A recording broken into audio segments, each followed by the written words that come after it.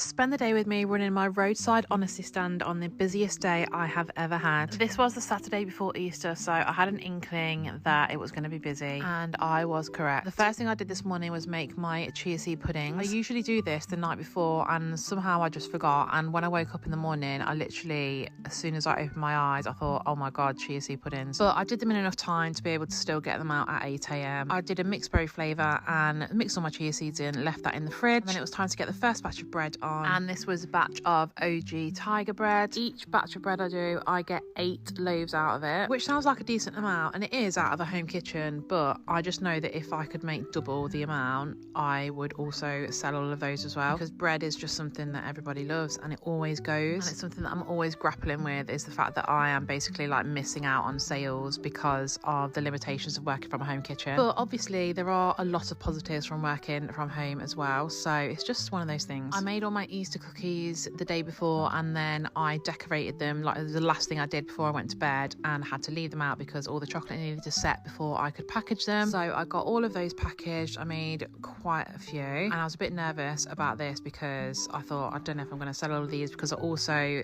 made my usual number of my normal cookies that I do as well. But that is one of the hardest things running this business, is just trying to guess what people are going to buy and how many people are going to come. It's just impossible. By this time the bread was ready to go on its second proof, so it needs all portioning out, weighing and shaping, putting onto baking trays and covering to proof for another hour or so. In this batch I did 6 full-size loaves, and then I did 6 little mini loaves as well. My mini loaves are a third of the size of my usual loaves, and I sell those in bags of 3, usually of 3 different flavours, and they tend to go quite well because it gives people a chance to try all the different ones. And before we started opening up, I had time just to quickly prep my onions for the sausage rolls. We're open at 8 a.m. and this is how we were looking at 20 to 8. We had almost everything out and nearly ready. I got my chia seed puddings all done for 8 o'clock. The majority of those I do sell within like the first hour or so, because I think people like to have them for breakfast. And this week it was just a mixed berry flavour, and these are those same loaves after they've been proofed, and getting the little tiger bread topping to pop in the oven. And once they were in the oven, we took all of the pre-orders down. The pre-orders go out from 9 a.m, so it gives me a good hour between opening up and then having to get all the pre-orders bagged up. And honestly, the relief I feel after all the pre-orders are out and in there, I think, right,